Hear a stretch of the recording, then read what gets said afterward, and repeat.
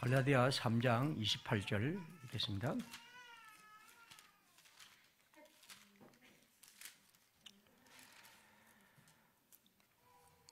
너희는 유대인이나 헬라인이나 종이나 자유인이나 남자나 여자나 다 그리스도 예수 안에서 하나이니라. 우리 교단 헌법은 목사 장로의 자격을 교회정치 40조 1항과 65조 1항은 이렇게 규정합니다. 남자 세대 교인으로 무흠하게 7년을 경고한 자. 제가 주장하고 싶은 것, 우리가 지금 강조하는 것은 이 남자란 글자를 빼는 겁니다. 그저 세례 교인으로 무흠하게 7년을 경고한 사람은 목사와 장로로 세워야 한다. 교단의 헌법은 언제나 성경에 기초하는 것이고, 그래서 헌법은 성경의 기초에서 이것을 했다고 말합니다. 개혁시인 문제에 대해서 저는 이 규정이 성경에 어긋나는 것이라고 생각하고, 성경에 따른다면 남자란 규정을 빼야 한다고 주장합니다. 그래서 저도 이 말씀을 오직 성경에 근거해서 이 문제를 접근하려 합니다. 저는 이 성경을 해석하는 과정, 즉 성경을 이해하는 과정에서 적어도 다음 세 가지 사항이 우리에게 매우 중요한 원리라고 생각하죠. 이건 성경 해석 학자들이나 혹은 목사들 같은 특별히 전문가들의 문제가 아니라 우리 누구나 성경을 보면 적어도 이 세 가지는 분명하다고 생각하는 세 가지 원칙입니다. 첫 번째로는 성경은 어떤 성경은 이렇게 말하지만 동시에 다르게 대립되는 반대되는 말씀이 있다 하는 것들을 생각해야 합니다. 두 번째, 성경은 그 대립되는 말씀을 잘 살펴보는 이 성경의 맥락, 그 문맥을 잘 살펴봐야 한다는 것이 두 번째 원리입니다. 세 번째는 그 성경을 이해할 때 그 대립되는 성경과 문맥은 언제나 그냥 글 쓰고 싶어서가 아니라, 혹은 내가 똑똑하다, 혹은 내 생각이 이렇게 완결적이다 하는 것을 말하는 것이 아니라, 어떻게 하면 하나님의 나라를 잘 선포할 수 있을까, 이 땅에 복음을 잘 전가할 수 있을까라는 것이 그 글의 목표입니다. 그러니까 이 세 가지 원리는 그냥 신학자들의 문제가 아니고 우리 모두가 누구나 성경을 보면 알 수 있는 세 가지 원리입니다. 이를테면 이렇죠. 첫 번째, 성경에는 많은 반대되는 성경이 있다는 것이죠. 파스칼은 이렇게 말합니다. 상반되는 두 논리, 즉 여기서 시작해야 하는데, 만약 우리가 이 상반되는 두 반대되는 논리에서 이해하지 못하면, 잘못하면 이단이 될 수 있다는 거죠. 그래서 우리는 어떤 진리가 끝날 마다 반대되는 것들을 상기해야 합니다. 이를테면 바울은 이렇게 말합니다. 아브라함이 하나님을 믿음에 하나님이 이를 의롭게 여겼다, 로마서의 4장에 말했죠. 그런데 야고보는 말하죠. 우리 조상 아브라함이 아들 이삭을 제사에 드릴 때 행함으로 의롭게 된 것이 아니냐.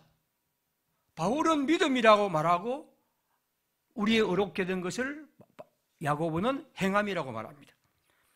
시편 시인은 말합니다. 우리는 나팔 소리로 비파와 수금으로 찬양하고 하나님을 충소로 찬양하자, 그렇게 얘기를 합니다. 하지만 시편 아모스는 이렇게 말하죠.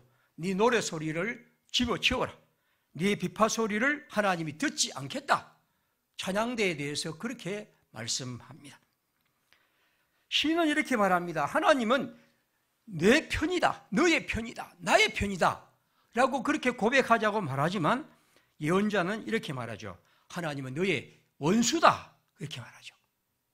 다시 말하면 이 반대되는 말씀들이 성경에 분명히 있다는 것, 하나의 얘기에서 또 반대되는 얘기를 우리는 언제나 이해해야 합니다. 그리고 우리는 성경에서 이런 것들을 수없이 발견할 수 있습니다. 그리고 우리는 이것이 진리에 반대되는 것, 우리의 반대되는 것이 진리가 어긋나는 것이 아니라 그것이야말로 진리를 참으로 드러내는 표지라는 것을 늘 기억할 필요가 있습니다. 우리가 그러면 이 두 개의 반대되는 것들을 문맥에서 한번 살펴보겠습니다. 파스칼은 이렇게 말합니다. 말들을 다르게 배열하면 다른 뜻을 나타내고, 뜻을 다르게 배열하면 다른 결과를 불러오르죠. 말들을 다르게 배열하면 전혀 다른 결과를 나타내게 됩니다. 이를테면 앞에 보면 구절을 보십시오. 바울이 믿음으로 어렵게 되었다고 할 때 바울의 마음속에는 그릇된 율법 사상과 율법 행위에 대한 유대인들과의 싸움입니다. 그러나 야고보가 행함으로 어렵게 되었다고 할 때 이러한 바울이 말한 믿음의 원칙이 화석이 되고 사람들이 그것이 통해서 믿음이 뭔가 그들 가운데 아주 잘못된 교리로 막혀 있는 것을 그는 생각하죠. 시인이 말합니다. 우리가 하나님을 향하여 예배하며 노래하며 악기로 찬양하자고 강조한 것은 예배란 것이 여러분 너무 밋밋하고 건조하고 뭔가 활력 없는 것들을 불어넣으려는 것이 그의 마음이었다 한다면 예언자는 그 노래와 그리고 그런 찬양대의 그것에 매여 있어서 그 의식에 집착해서 진정 하나님이 원하시는 뜻에는 무감각한 형식적 예배에 대한 그의 도전입니다. 시인이 우리 모두 하나님을 믿어서 우리 안에 의소침해진 믿음을 벗어버리고 하나님이 내 편이다. 어떤 가운데 그분은 내 편이라는 것을 믿는 것을 통해서 두려움을 넘어서자고 말했다면 예언자는 하나님이 내 편이라고 생각하면서 안일에 빠져있는 유다 왕가에게 아니야, 하나님은 너희와 같이 하나님을 생각하는 자들에게 원수와 대적이다 라고 해서 그들을 향한 말씀입니다. 그러니까 문맥을 살펴보면 그 말씀은 대립되고 모순되지만 그 의미는 다르게 다가온 거죠. 그러므로 우리가 이 세 번째 원리입니다. 대립되는 구절들은 무엇보다도 복음 전파, 하나님의 나라의 뜻이란 관점에서 읽어야 합니다. 다시 말하면 바울의 말처럼 그리스도의 말과 행동은 오직 복음에 참여하는 것입니다. 성경의 저자들은 각각의 상황에서 하나님의 뜻이 무엇이고 하나님의 뜻을 펼쳐야 한다는 것과 씨름했던 거죠. 그러니까 성경 해석의 목표는 내가 한 말을 성경을 구절을 갖고 논리적으로 이게 옳은 것이야 하는 것을 증명하기 위해서 그것을 끌어오는 것이 아니라 어찌하면 하나님의 나라 뜻이 잘 전달될 수 있을까? 하나님의 뜻이 살아있을까? 하나님의 뜻이 왜곡된 것을 바로잡아 있었을까? 항상 그들은 그들 나름대로의 목적을 따라 때로는 우리가 볼 때 모순되고 반대되는 것 같지만 그 자리에서 성실한 사람입니다. 저는 성경을 읽을 때 이분들만큼 하나님의 말씀에 충실한 사람들, 그래서 앞의 말과 반대되는 말도 개의치 않고 과감하게 말했던 것은 모두 그 양심상 나는 오직 하나님의 말씀에 충실하고 그 뜻을 정언하려는 것이죠. 그래서 성경의 불일치와 이러한 모순된 것은 어떤 의미에서 더 깊은 진리와 더 하나님의 참된 뜻을 위한 하나님이 의도하는 것이라고도 말할 수가 있습니다. 우리는 그런 의미에서 모든 자리에서 복음 선포에 충실한 그 사람들의 얘기를 언제나 성경에서 봐야 합니다. 자, 이제 우리는 이런 생각을 갖고 여성 안수를 반대하고 또 쟁점되는 구절 몇 구절을 보겠습니다. 우리가 가장 잘 아는 성경은 뭡니까? 고린도전서 14장 34죠. 여자는 교회에서 잠잠하라. 그들에게는 말하는 것을 허락함이 없다. 이 말은 교회에서 말하는 것을 하나님 허락하지 않는다. 그 다음 디모데전서 2장 12절 여자가 가르치는 것과 남자를 주관하는 것을 허락하지 아니하나니 여자는 교회에서 오직 조용해라. 이겁니다. 남자들이 굉장히 좋아하는 말입니다. 하지만 여러분 잘 살펴보면 여자가 교회에서 잠잠하지 하는 말을 했지만 첫 번째 대립되는 말씀을 보겠습니다. 그 성경을 자세히 보면 11장 5절에 여자는 교회에서 잠잠하지 말고 기도하고 예언할 수 있습니다. 단지 머리에 수건을 쓰고 하라. 그렇게 되어 있습니다. 14장 35절에 아까 여자는 교회에서 말하는 것은 부끄러운 것이라고 그렇게 말했지만 디도서 2장에 보면 늙은 여자는 교회에서 선한 것을 가르치는 자들이 되고 젊은 여자를 교훈하라는 말도 있습니다. 그러니까 이건 대립되는 말씀입니다. 똑같은 일이 이어집니다. 바울은 디모데전서 2장에서 왜 여자가 남자에게 복종해야 하냐면 아담이 먼저 지음을 받고 하와가 그 후며 또 아담이 속은 것이 아니고 여자가 먼저 속았죠. 그래서 우리가 창세기 이 얘기를 갖고 이제 이 성경은 여성의 종속성을 말합니다. 그런데 여러분, 과연 창조와 범죄의 순서가 그토록 결정적일 수 있을까? 고린도서 11장 12절에 바울은 이렇게 말합니다. 여자가 남자에서 났다는 것이 분명하다. 하지만 남자도 여자로 말미암아 났느니라. 그러므로 모든 것은 하나님에게서 났다. 이렇게 또 뒤집고 있습니다. 그뿐 아니라 모든 바울은 분명히 여자가 먼저 죄를 지었다고 말하면서도 과연 범죄의 순서가 중요하냐? 로마서 1장에서 인간은 모두 죄 아래 있으며 의인은 없고 하나도 없다는 모든 사람이 남자든 여자든 이방인이든 유대인이든 어느 누구도 다 죄의 보편성이란 이 안에는 차별 없이 다 똑같이 어느 누구도 하나도 높낮이가 없이 똑같이 죄인이라는 것을 선언하고 있지 않습니까? 그렇다면 바울이 앞에 말한 것은 도대체 뭔가 하는 거예요. 이런 순서와 그 범죄의 순서가 무슨 것이 있을까? 바울은 율법에 따르면 여자는 남자에게 복종한 것이라고 그렇게 말했는데 아마 이건 창세기에 여자가 범죄한 다음에 하나님이 말씀하죠. 하나님은 여자에게 말합니다. 남자가 너는 남자에게 순종할 것이다. 한 그 3장 16절을 따온 것 같습니다. 그런데 이 말씀 또한 오늘 읽은 갈라디아 3장 28절에 너희는 유대인이나 헬라인이나 자유인이나 종이나 남자나 여자나 다 그리스도 예수 안에서 하나란 말은 삼위일체 하나님을 특별히 말할 때 많이 말하는 것인데 이제 이런 말씀과 대립하고 있습니다. 그러니까 바울은 우리에게 율법으로 인해 죄가 더해지지만 로마서 5장 10절이죠. 그리스도의 은혜는 그 범죄를 뒤덮고 넘친다. 그러니까 분명히 율법이 우리를 죄에 덮지만 하나님의 은혜는 그 모든 것을 뒤덮고 넘친다고 말하고 있습니다. 다시 말하면 복음의 능력, 그리스도의 복음의 능력은 구속의 현실은 옛 창조의 질서를 넘어서고 또 타락의 질서와 그 위협도 더 이상 힘을 가질 수 없다는 거죠. 그러므로 그리스도의 복음의 보편성과 충만함을 얘기하는 바울에게 여성과 남성의 창조 순서가 무슨 의미가 있으며 이방인과 유대인의 차이도 아무것도 아니라는 그에게 누가 먼저 타락했는가 하는 것이 왜 중요한가 하는 거예요. 복음 안에서 바울은 말합니다. 그리스도 안에 있으면 새로운 피조물이고 우리는 더 이상 예전 사람으로 옛 것으로 사람들을 판단하지 않는다고 말했습니다. 그리스도의 생각과 교회의 최종 질서를 결정하는 것은 그리스도의 구속 사역입니다. 여성의 위치는 율법이 아니라 복음 안에서 이해해야 하고 그것이 사도가 말하는 것입니다. 그러면 우리가 이 성경을 다시 즉 성경의 맥락에서 살펴보겠습니다. 여기서 고린도전서 11장에서 바울이 예언과 기도에 대해서 얘기를 합니다. 여기서 기도는 공적인 기도, 오늘 우리가 말하는 이 교회에서 장로님이 기도하는 공적 기도의 차례입니다. 그리고 예언은 오늘 말하면 말씀을 푸르는 설교와 같은 자리입니다.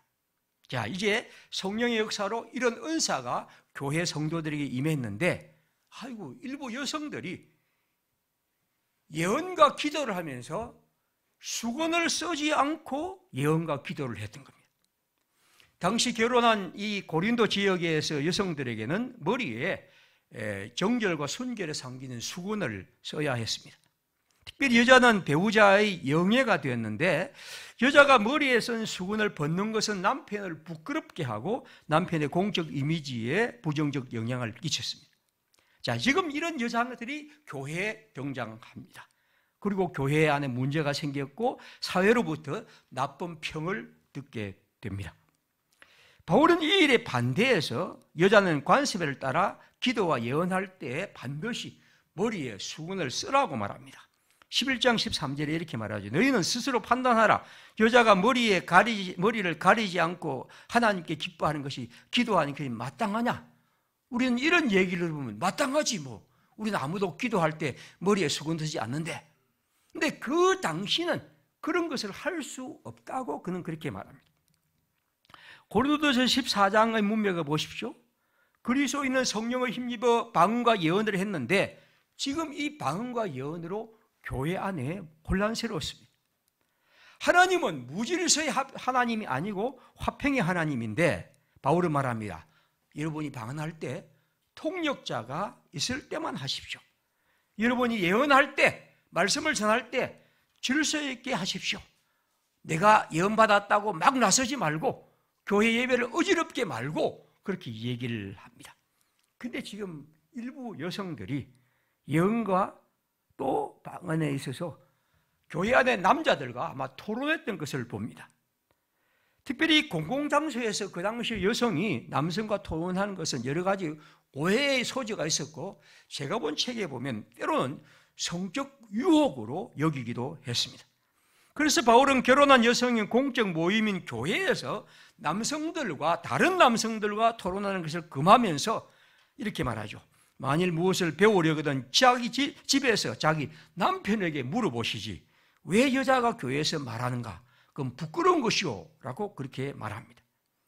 그는 이 문제를 만약 교회가 방치하게 될 때 교회는 부도덕한 집단으로 비칠 위험이 있었던 거죠. 물론 우리는 지금 힘들지만 이해하기 그것은 당시 이해할 수 있습니다.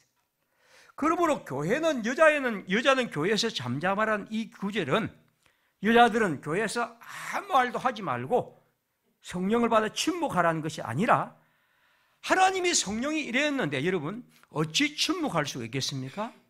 단지 질서를 지키면서 예언하고 방언하라는 것입니다.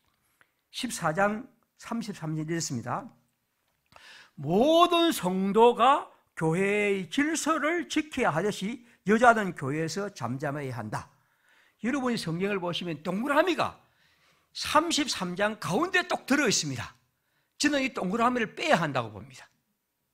다시 말하면 많은 사람들은 이 부분을 동그라미를 앞으로 가버립니다. 그러나 이 성경은 33절 한 구절입니다.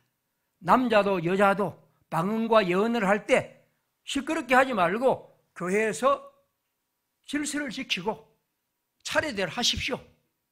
그런 것처럼 특별히 여자들 여러분이 그런데 그렇게 지금 교회에서 그렇게 떠들지 말고 좀 잠잠하라는 것. 만일 방언하다가 통역하는 자가 있으면 교회에서는 잠잠하고 예언하다가 곁에 있는 사람들에게 계시가 있으면 잠잠해야 하듯이 여자도 교회들 그렇게 잠잠해야 하는 것입니다. 바울은 여성이 교회에서 방언하고 예언하는 것을 금하려는 것이 아닙니다. 단지 예언하기를 49절에 말하죠. 39절에 그런즉 내 형제들아 예언하기를 사모하며 방언하기를 금하지 말라. 그러나 모든 것을 품위 있게 하고 질서 있게 하라는 거죠. 바울의 생각은 이렇습니다. 여성들이요 성령의 은사를 받았다고 아무렇게나 말하거나 행동하지 마십시오. 여러분이 문제의 장본인이기 때문에 교회의 질서를 위해 예언과 방언 기도를 금할 수밖에 없습니다. 나로서는 현재로서는 여성들이 교회에서 가르치거나 남자를 다스리는 것을 허용할 수 없습니다. 이것이 바울의 말입니다. 이제 우리가 이것을 복음 선포의 관점에서 보겠습니다. 교회에서 잠잠하라 가르치는 것이 마땅하지 않다는 것은 남자를 주관하시 옳다는 것고 말하는 것은 한마디로 그것은 무엇입니까? 지금 여성들의 행동이 복음 전파에 방해되기 때문에 이 특이한 여성의 집단이 교회의 문제를 방해하기 때문에 그들의 과도한 발언과 주장이 교회를 어지럽히고 하나님의 복음을 가로막고 있습니다. 바울이 여러분 14장을 보면 방언과 예언 가운데 왜 예언을 방언보다 더 높이 평가하고 있습니까? 만약 온 교회가 방언으로 함께 말하면 방언을 알아듣지 못하는 사람이나 믿지 않는 사람이 보면 너희를 보고 미쳤다 하지 않겠는가? 그렇죠. 다시 말하면 그것은 교리적 판단이기보다도 복음 전파의 유익 때문입니다. 왜 머리에 수건을 쓰라고 했습니까? 이 여성들이 머리에 수건을 벗는 것은 그 당시 아마 자유와 평등을 깨달은 일부 여성들이 그것을 떠나라고 본 것이죠. 그들은 주의 영이 있는 곳에 자유가 있다 하는 이 말을 통해서 아마 이 평등의 복음을 따라 그렇게 행동했을 것입니다. 그러나 바울은 지금 그들의 과도한 행동 때문에 복음 전파의 길이 막히는 것을 염려하고 있습니다. 왜 여자는 일체 순종함으로 조용히 배우려는 디모데전서의 말씀은 왜 그렇습니까? 역시 일부 여자들이 이 교회 안에 거짓 교사들의 부추김을 받아 지금 가정생활과 사회 풍성에 어긋나는 행동을 합니다. 디모데전서에 이렇습니다. 에베소에 온 이 거짓 교사들이 다른 교훈을 가르치고 끝없는 신화와 족보를 터무니없는 변론을 일삼습니다. 그들은 혼인을 금하고 어떤 음식도 먹지 말라고 가르쳤으며 부활도 받아들이지 않습니다. 경건의 모양은 있으나 능력을 부인한 이들은 심지어 경건을 이익의 수단으로 이용하지 않습니다. 특별히 이들의 특별한 대상, 즉 타겟은 어리석은 부인들을 유혹하여 거릇된 가르침을 전파합니다. 따은 머리와 금이나 진주나 값진 옷으로 장식한 부유천 여성들이 그 대상입니다. 여성들은 지식에 대한 욕구가 늘 강해서 공부하고 싶습니다. 그래서 그들은 이 거짓 선지자들에게 유혹당하고 그들에게 배웁니다마는 참된 지식에 이르지 못하죠. 그들은 건전한 교육을 받기보다도 자신의 귀를 즐겁게 하려는 말을 들으려고 자신에게 맞는 선생을 따랐죠. 이 여성들은 자기 가족을 돌보지 않고 집집마다 돌아다니며 쓸데없는 말로 공동체의 평화를 깨뜨립니다.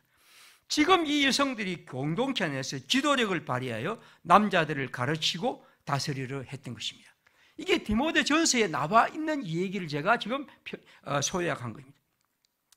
이것은 막사기 돋아나기 시작한 초기 기독교는 감당하기 어려운 문제였죠.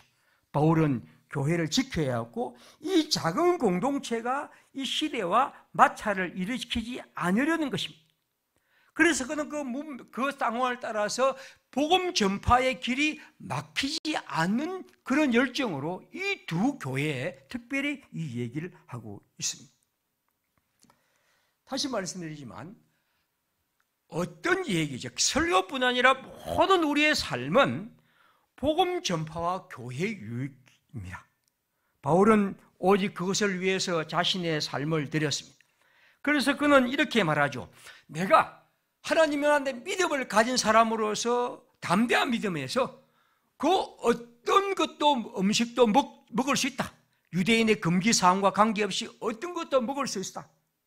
그러나 만약 내 믿음 때문에 다른 사람이 실족할 가능성이 있다면 나는 영원히 고기를 먹지 않겠다. 고린도전서 8장에서 그는 그렇게 다짐합니다. 그래서 7장에 보면 만약 여러분 바울은 믿지 하지 않는 부부에게는 믿지 않고 있지만 이혼하지 마십시오. 혼인하지 않는 남녀에게는 독신으로 사십시오. 약혼녀와 과부에게는 그냥 지내십시오 라고 권합니다. 이건 왜냐하면 어떤 교리와 강요가 아니고 고린도전서 7장 16절에 말하죠. 남편 된 사람, 아내 된 사람이여 여러분이 내 남편과 아내를 함께 살면서 구원할지 않을지 어찌 알 수 있요. 다시 말하면 그의 마음은 오직 복음 전파와 그 복음의 역사 때문에 그렇게까지 그는 강구하고 있는 거죠. 그는 언제나 아무 일이든지 부끄러워하지 않고 내 몸에서 살든지 죽든지 그리스도가 존귀히 되는 것이라고 말합니다. 오늘 우리가 어떤 성경을 이해할 때 내가 많이 안다, 이 성경은 이렇다고 말하기 앞서서 언제나 그 성경의 기록자들과 선부자들의 마음 하나는 중심은 뭡니까? 어찌하든지 내 말과 행동과 이 가르침이 하나님의 복음을 가로막지 않는가? 하나님의 복음을 널리 전할 수 있을까? 하는 것이 오직 하나의 마음. 그래서 그들은 그런 일념을 했고 바울은 오직 그 마음으로 오늘 우리에게 이 성경을 우리에게 전하고 있습니다. 그런 의미에서 바울의 많은 글들에 보면 여성들이 복음에 참여하고 복음의 지도자로서 훌륭한 역사한 얘기를 많이 들려줍니다.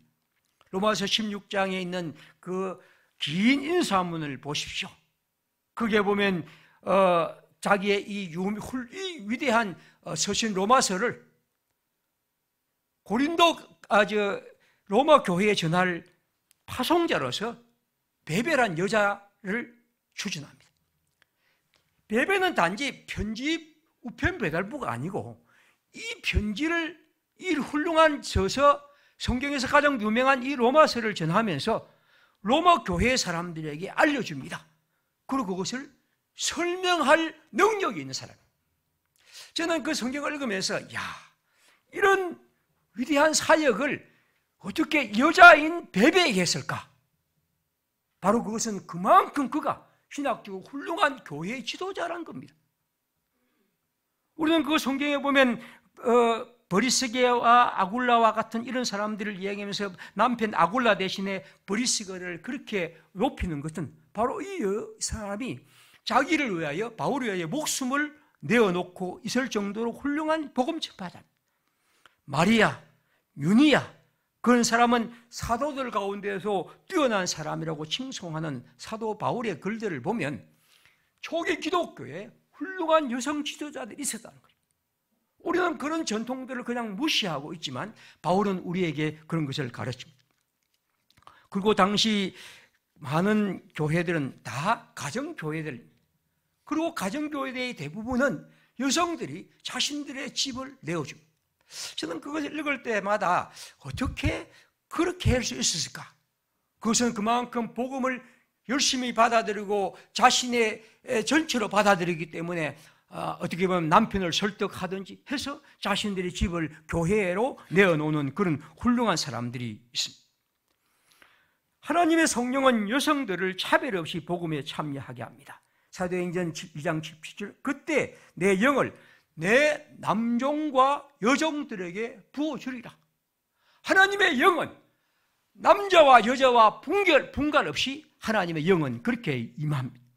그리고 그래 힘입어 성도들이 교회의 예언과 기도에 참여했고 우리는 그것을 고린도 교회에서 볼 수 있습니다. 바울의 마음은 그렇습니다. 지금 교회 여러분들 때문에 특별히 문제가 됐으니 여러분 여성들이요 기도하고 예언할 때 머리에 좀 수건을 쓰고 하십시오. 그걸 통해서 여러분의 복음의 전파가 가로막히지 않기를 바라는 것이고 그걸 통해서 사람들이 여러분의 우리 교회의 하나님의 나라에 대해서 막히는 것이 바로잡기를 바울은 바라고 있습니다. 이 사람들이 우리와 같이 성령을 받았으니 누가 세례 베품을 금하리요? 사도 베드로는 그렇게 말했습니다. 이방인에게 베드로는 하나님의 성령이 임하자 이제 자기의 것을 넘어서서 그렇게 갔다면 하나님의 성령은 바로 그런 것을 넘어서는 것이죠. 그리스도 안에서 남자와 여자와 이방인과 유대인과 종이나 자유인이 하나입니다. 이런 차별과 모든 것들이 사라지는 것이 복음입니다. 물론 이 일은 그 당시 온전히 이루어지지 않았죠. 특별히 종이나 자유인과 남자와 여자와의 관계들이. 그러나 그것은 하나님이 우리에게 선포한 복음의 역사이고 복음의 방향이고 복음의 지향입니다. 그리고 그것은 어떻게 보면 미국과 같은 나라는 19세기, 20세기 아직까지도 그 차별의 얘기들이 여전히 우리들에게 남아 있습니다. 그러나 복음은 반드시 그렇게 지향해야 할 것이지 그 시대에 아직 그렇게 안 되었으니 그냥 그렇게 아무렇지 않다고 한 것은 결코 아닙니다. 하나님의 복음은 그렇게 가서야 하고 하나님의 복음은 그 시대에 그렇게 말했고 오늘 우리는 이 얘기를 다시 하고 있습니다. 저는 여러분 예수님의 얘기를 읽을 때마다 예수님은 여성들을 언제나 긍정적으로 대하십니다. 그분의 얘기는 그 당시 2000년의 얘기에 보면 어떻게 단 하나의 차별과 따돌림이 없습니다. 그는 모든 여성들을 똑같이 대하시고 그 당시의 기준으로 볼 때는 놀라울 정도로 주님은 그들을 아무런 거리낌 없이 대하신 분입니다. 2000년 전 가부장적 사회에서 우리는 그 어떤 차별도 없이 대하신 예수님의 모습을 볼 수 있습니다. 주님 안에서 남성과 여성은 동등한 인격으로서 복음서는 그런 얘기로 가득합니다. 그런 얘기를 제가 다 들을 수 없습니다. 누가복음은 특별히 여성 이야기로 가득하죠. 누가복음에 보면 특별히 예수님의 얘기 하나만 하면 예수님의 탄생 얘기를 알려준 사람은 마태복음에 보면 요셉입니다. 남자 요셉이죠. 천사는 남자 요셉에게 등장하고 남자 요셉이 그 말씀을 받아서 마리아에게 말하고 그리고 그 얘기에서 간직하고 그리고 그 말을 듣고 애굽으로 가고 다시 돌아온 얘기입니다. 누가복음에는 하나님의 천사는 여성 마리아에게 등장합니다. 마리아는 그 말을 받아들이고 그 몸으로 예수의 잉태를 몸으로 받아들인 모험을 하고 그리고 하나님의 노래를 부르고 그리고 그 마리아의 노래를 통해서 하나님의 역사를 노래하고 그리고 그 얘기로 꾸려갑니다. 그 이하도 계속해서 등장하는 많은 얘기들은 바로 시몬과 안나의 얘기, 그리고 7장에 나타나는 향유를 부르는 여자의 얘기, 그리고 아브라함의 딸이라고 칭찬받는 얘기들, 그런 많은 얘기들은 예수님이 여성들을 그렇게 대하셨음을 말씀합니다. 특별히 가장 중요한 마가복음 14장 1절부터 9절에 있는 말씀, 내가 진실로 너희에게 이르노니 온 천하에 어디서든지 복음이 전파되는 곳에는 이 여자가 행한 일도 말하여 그를 기억하리라. 예수님의 마지막 말씀. 이제 십자가의 죽음을 앞두고 그 예루살렘에 올라가셔서 예수님이 한 여자가 자신의 머리에 향유를 부어드린 일을 보고 주께서 말씀합니다. 모든 사람들은 그 의미가 무엇인지 몰라 당황하고 여자를 비난하고 있을 때 예수님은 말씀합니다. 이 여자가 행한 일들은 복음이 전파되는 모든 곳에서 행한 일을 말하여 기념하리라. 여자는 기억할 필요가 없습니다. 여자가 행동한 것은 아무런 가치가 없는 일입니다. 그러나 예수님은 복음 전파의 모든 영역에 이 여자가 행한 일을 기억하라고. 왜 그렇습니까? 바로 이 여자는 예수 그리스도의 십자가의 죽음의 의미와 가치를 이 세상에서 유일하게 깨닫는, 그 자리에서 참으로 깨닫는 유일한 사람이었고, 그리고 그는 예수의 죽음의 가치를, 그 값진 향유를 부어들어 사람들에게 증언한 사람. 그리고 예수님은 십자가의 죽음이야말로 이 세상을 밝히는 진정한 생명의 향기임을 이 여자를 통해서 말하는 것입니다. 그러므로 여러분, 이 여자의 행동이야말로 주님은 복음 전파의 모든 영역에게 기억해야 할 가장 중요한 것입니다. 온 천하에 어디서든지 복음이 전파되는 곳에는 이 여자가 행한 일도 말하여 그를 기억하라고 했는데, 이런 주님의 강렬한 선언을 보면서 우리가 교회에 여자는 여성 지도자 자격이 없다고 말하는 것이 과연 가능한 말인가? 저는 이런 성경을 읽으면서 왜 오늘 우리 시대의 기독교인들이 이런 엉토당토한 얘기를, 예수의 얘기에 보면 너무나 분명한 사실을 그렇게 말하고 있는가 하는 것에서 참을 수 없는 일입니다.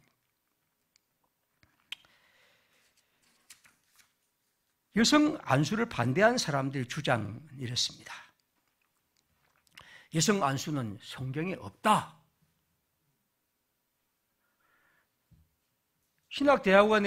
우리 신학대학원에서 2015년에 어떤 노예에서 이런 제목을 질문을 했습니다. 권사가 있는데, 우리 권사님도, 권사는 우리 안수를 하지 않죠. 장로와 집사는 안수를 하는데 권사 안수에 대해서 가능한가 질문을 했습니다. 그러니까 신학대학원 교수에다가 이제 종에서 부탁해서 연구 논문을 내라고 했으니까 연구 논문을 냈습니다. 권사 안수는 불가능하다. 왜?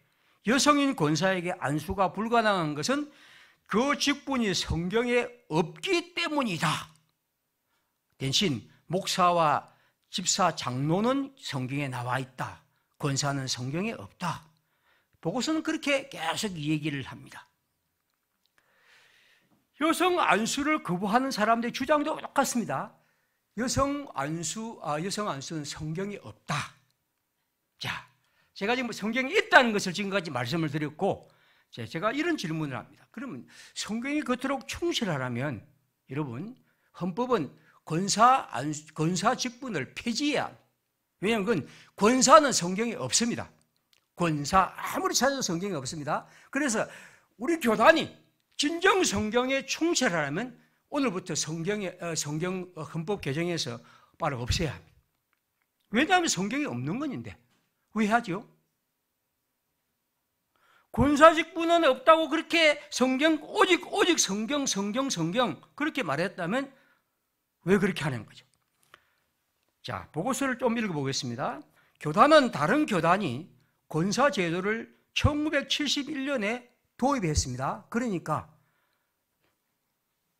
우리도 도입하자 하고 1971년입니다. 오래전입니다. 그렇게 하니까 그때 71년의 결론이 뭐냐면 성경이 없다. 그랬습니다. 참 성경 충실한 분들입니다. 그런데 놀랍게도 6년 뒤에 1977년에 총회가 권사 제도를 수용했습니다. 아이고, 없는데. 그 다음 1999년에는 또 권사를 여러분 제일 치면 그냥 권사하고 서리집사 똑같이 하다가 이제는 권사를 상존직은 우리가 이제 제가 연초에 보면 서리집사는 다 해마다 임명합니다. 근데 장로, 집사, 권사는 임명하지 않습니다. 그건 뭐냐면 항존직, 계속해서 오는 것 우리가 투표를 해서 했기 때문에 목사가 임명할 필요가 없습니다.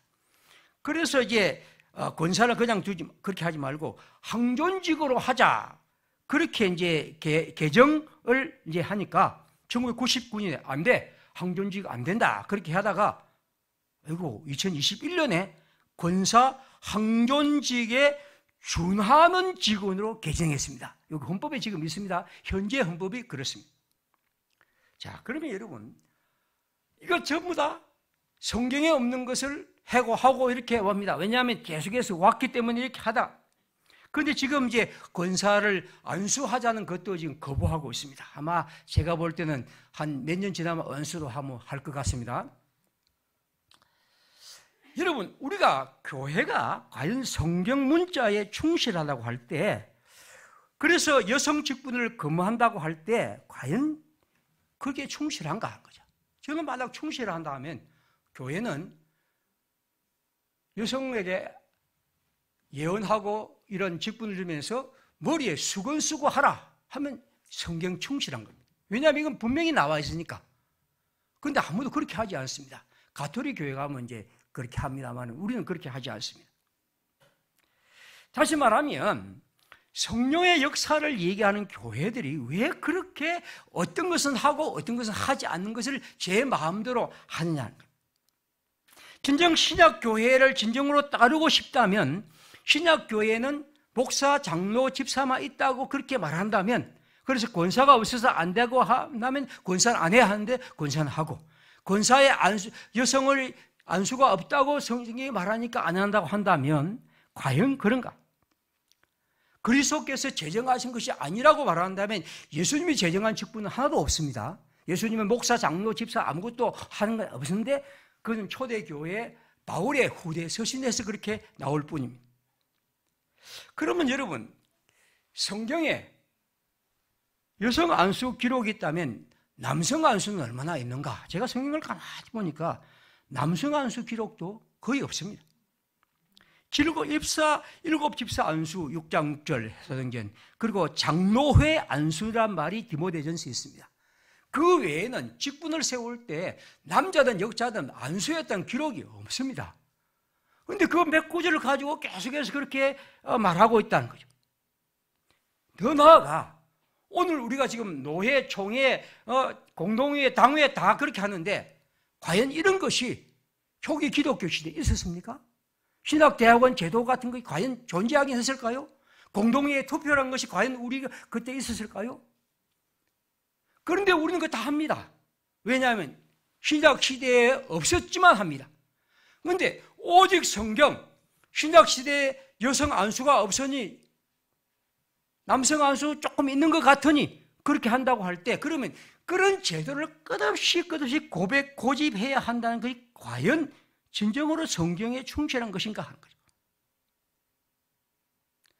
신약시대의 중요한 직분이 고린도전서 12장 18절에 보면 교회진에 며칠 세우셨으니 첫째 사도, 둘째 선지자, 셋째 교사, 다음은 능력 행한 자, 병 고치는 은사, 들어 돕는 것, 다스리는 것, 각종 많은 이런 직분을 세웠습니다. 그럼 세워서는 우리가 임직 같은 겁니다. 그런데 우리는 사도는 이제 12사도는 없으니까 그만두고 선지자, 교사 이런 거 세워야죠. 이런 이름으로 성경을 그렇게 충실한 분이라면 능력 행하는 자, 그런 사람 발굴해서 우리 세워야죠. 우리도 아무도 하지 않습니다. 왜냐하면 오늘 우리가 이렇게 한다면 내가 능력하는 자다, 내가 방언받았다 하여가 교회를 어지럽히는 문제들이 생기기 때문에 지금 우리는 다른 방식으로 공동체가 그것을 행위해 갑니다. 다시 말씀드리면 어떤 것을 신약 성경에 그대로 있다고 끝없이 말하지만 우리는 그렇게 행동하지 않습니다. 또 행동해서도 안 됩니다. 왜냐하면 2000년 전에 그 가정교회가 중심인 그런 자그마한 공동체의 얘기와 오늘 2000년 이후에 이런 시대의 얘기는 다를 수밖에 없죠. 하나님의 말씀의 원리는 하나로 계속하지만 그것을 틀을 담는 형식은 조금씩 변할 수밖에 없습니다. 그게 당연한 것입니다. 그런데 왜 우리는 예전에 있는 것들을 그토록 고집해야 한다고 말하고, 그래서 여성 안수는 안 된다고 말하고, 그러면서 또 그 당시에 있었던 것은 또 안 하네요. 이것이 과연 우리에게 올바른 태도인가 하는 것입니다. 여러분, 성경은 모든 것을 다 말하지 않습니다. 아니, 말할 수가 없죠. 왜냐하면 그 시대의 얘기이기 때문에. 다음 세대는 하나님의 나라의 정신과 복음 전파의 땅을 따라 그 상황에 맞게 새롭게 펼쳐갈 수밖에 없습니다. 그러므로 그 당시 이런 제도가 있었으니 반드시 해야 한다는 주장이나 그 당시 이런 것이 없었으니 하지 말아야 한다는 주장은 하나의 형식과 제도의 틀을 그렇게 강요하는 것은 잘못된 것이죠. 1988년 총회는 이런 결의를 했습니다. 장애자 목사 안수 제한을 해제하고 목사 안수하기로 하다. 1988년 우리 총회가 그렇게 결정했습니다. 뒤집으면 어떻습니까? 그 당시까지는 장애를 입은 사람들은 목사 안수를 하지 못했습니다. 왜? 성경에 어긋난다고 생각했기 때문에. 근데 여러분이 볼 때 어떻습니까? 오늘 우리가 볼 때, 아니, 장애를 입었다고 해서 어떻게, 팔이 좀 뭔가 상처 입고, 좀 어떻게 해서 어떻게 그럴 수 있느냐? 그런데 그 당시 교단은 그렇게 결정했습니다. 왜 그렇습니까? 성경에 있기 때문입니다. 레위기에 보면 이랬죠. 그게 있습니다. 제사장 아론의 자손 중에 흠이 있는 자나 나는 나와 여호와께 화제를 드리지 못하니 그는 흠이 있는 적 나와 그의 아버 하나님께 음식을 드리지 못한다. 이렇다면 성경에 이랬으나 발 부러진 자, 시각장애인, 손 부러진 자와 같은 사람들입니다. 그것은 그 시대의 사람들이 이 성경을 그렇게밖에 이해하지 못했기 때문이죠. 그러나 이제 우리 사회가 바뀌면서 장애인의 인권과 사람들을 대하는 존엄에 대해서 그것이 생각이 바뀌죠. 차별이다. 왜 그렇게 하느냐? 그것이 교회가 도전했고 교회는 그것을 깨닫게 되죠. 우리가 성경을 너무 문자로 봤구나. 그래서 이 성경의 의미는 그런 것이 아니었구나. 비록 문자로 보면 분명히 그렇게 되어 있지만 이건 성경이 우리에게 말하는 것은 그 의미보다도 다른 뜻이었구나 하는 것을 알면서 그것을 깨닫게 된 거죠. 노예 해방의 문제도 똑같은 얘기입니다. 미국 같은 사회에서 왜 그토록 노예를 착취하고 노예를 가두는 것이 합당하고 그것이 성경에 합당한 것이라고 여겼습니까? 바로 그들이 하나님의 말씀에 대한 잘못된 이해 때문입니다. 그리고 이 시대가 바뀌면서 인간의 존엄과 하나님의 나라의 백성이 누구인지를 알게 되면서 그들은 그 문제를 새롭게 깨닫게 되었던 것입니다. 여러분, 우리가 이 시대의 변화와 그리고 그들의 도전, 모든 것이 다 받아들일 필요는 없습니다. 그러나 그것이 건강하고 올바른 것들이 교회를 향하여 도전하고 우리가 잘못 생각했던 것들을 깨닫게 되는 거죠. 여성 안수에 대한 것도 마찬가지입니다. 여성들의 권리와 신장의 문제가 우리 교회를 향하여 도전해 오면서 우리가 하나님의 말씀에 대해서 편견과 잘못된 것들을 새롭게 깨닫는 계기가 되었던 것이죠. 어떤 사람이 이렇게 말합니다.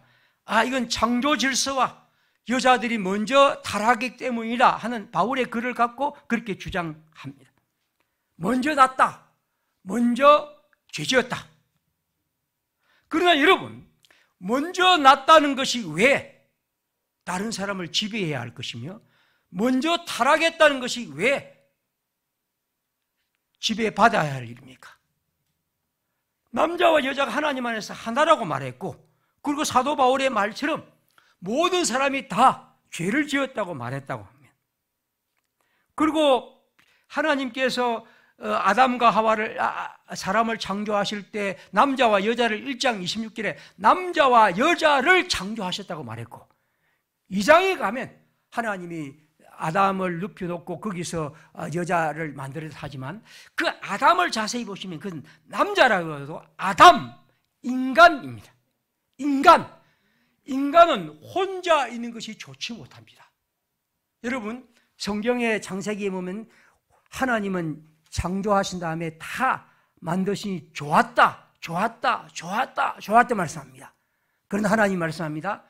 사람을 만드신 다음 사람이 혼자 있는 것은 좋지 않다. 하나님의 좋으심에 하나님은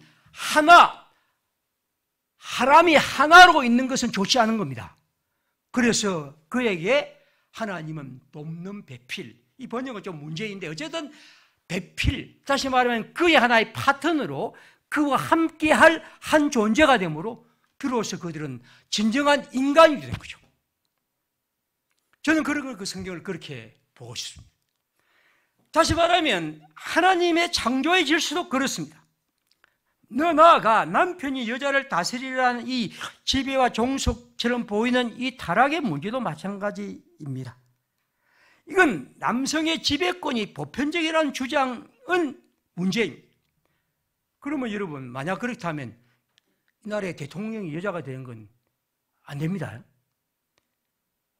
우리 회사의 사장님이나 혹은 또 우리 부장님이 혹은 학교의 교무 선생님이 부장님이 여자가 되면 안 됩니다.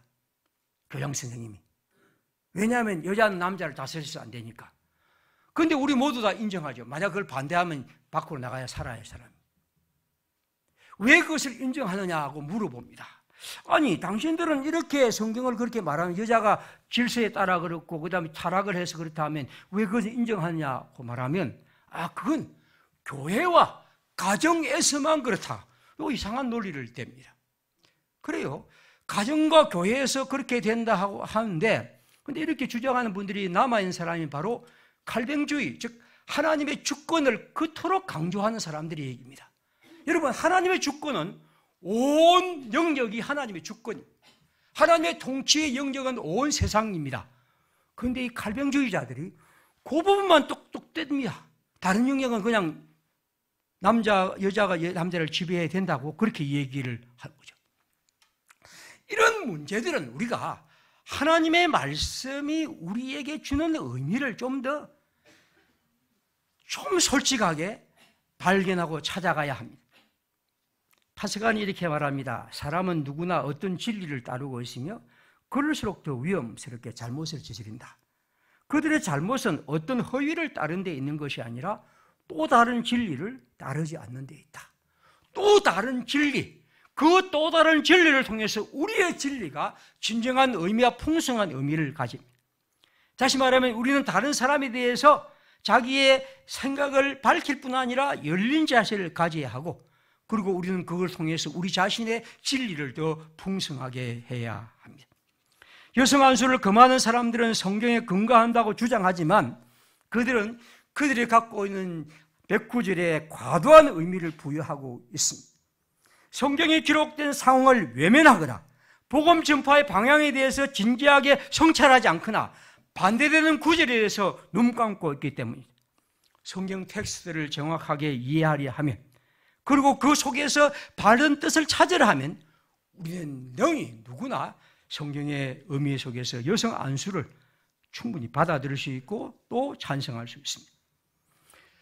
마지막으로 여성 안수는 성령의 역사를 따르는 우리 시대의 순종입니다.